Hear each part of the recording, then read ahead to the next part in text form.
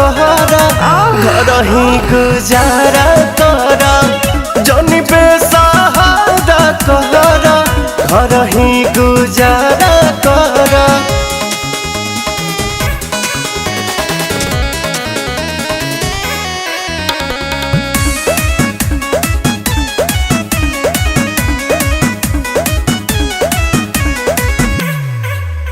शीतलहरी में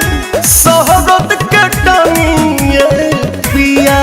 पाला पानी खानी हो जाला जवानी पिया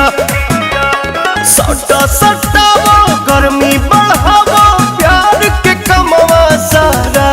करा जहरा में सहारा कहरा करही गुजारा करा जनी बेसहारा कहरा घर ही गुजारा करा।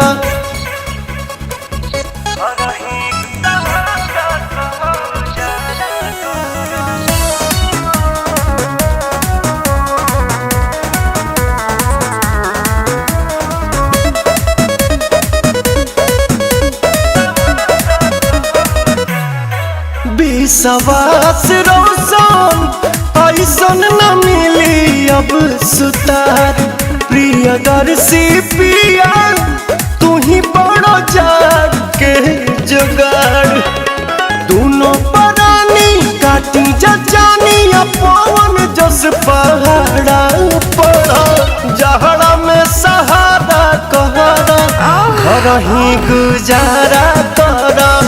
जनी बेसहारा कहरा घर ही गुजारा